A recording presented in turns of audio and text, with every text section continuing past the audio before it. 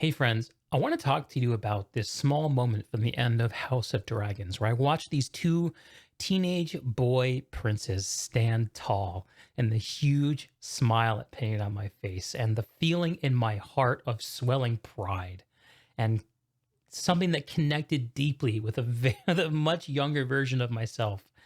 Um, I have a hard time talking about this because it's actually such a strong feeling.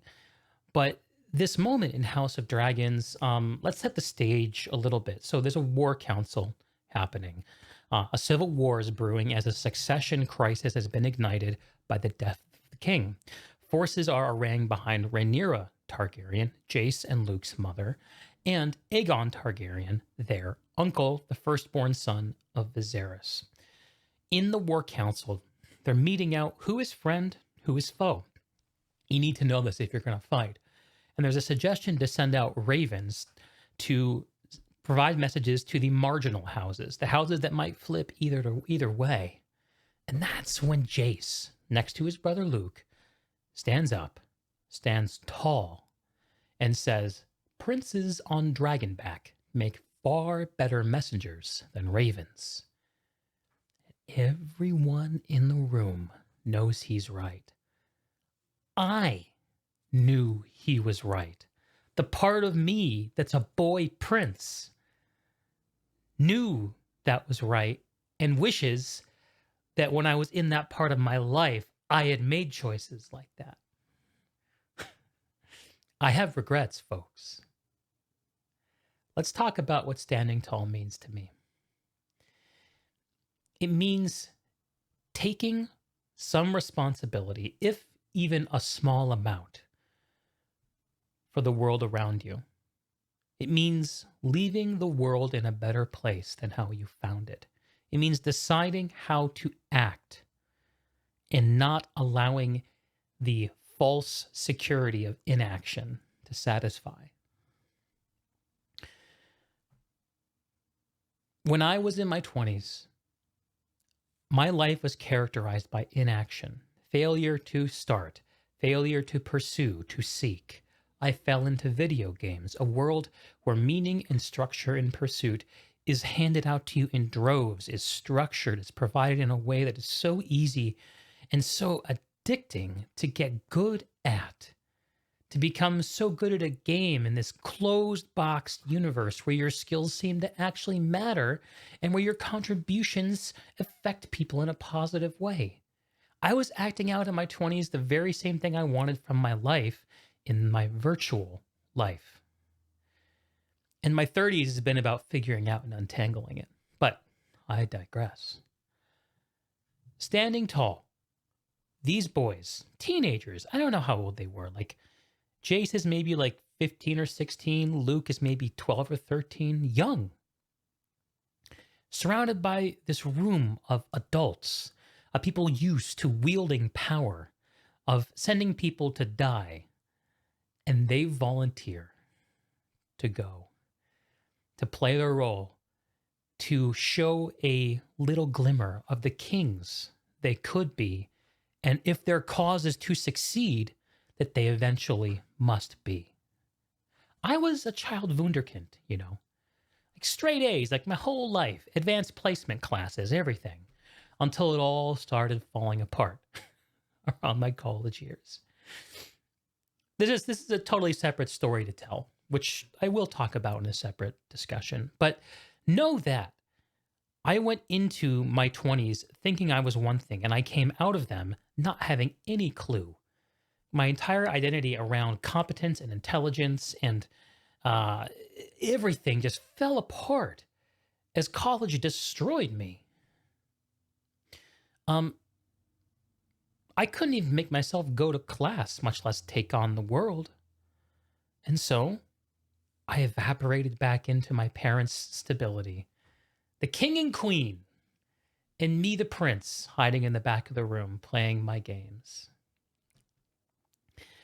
I wish I were as brave when I was that age as Jace is and as Luke is going to be in this scene. I wish I'd stood tall. But you know what they say, there's no time to The best time to make a right decision was yesterday. The next best time is today.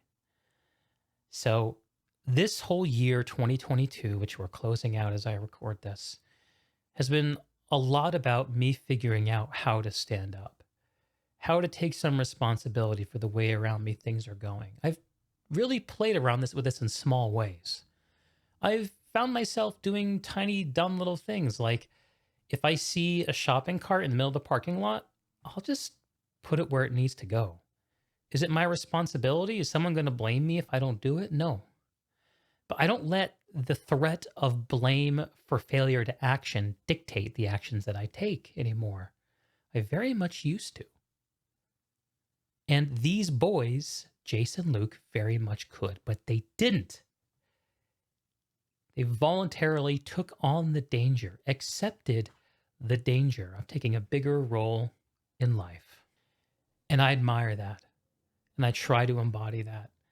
Maybe it's a dirty dish on the counter. Did I create the dirty dish? No. But I like a clean kitchen and I can take responsibility for making it clean. There are 1,000 different ways that the world can be improved. Actually, 1,000 is a vanishingly small, it's not even close to the right number. We abide within an imperfect creation. And the opportunities for us to leave that creation better than we found it abound. Standing tall is about voluntarily choosing to take on some small part of it and accepting the possibility of failing, which is what these boys do. And I admire the shit out of that. And it got me so excited to see a boy becoming a man,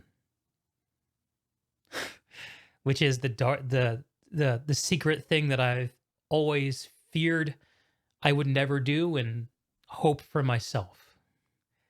As I sit here in front of this camera that I've used for years to talk to you about video games.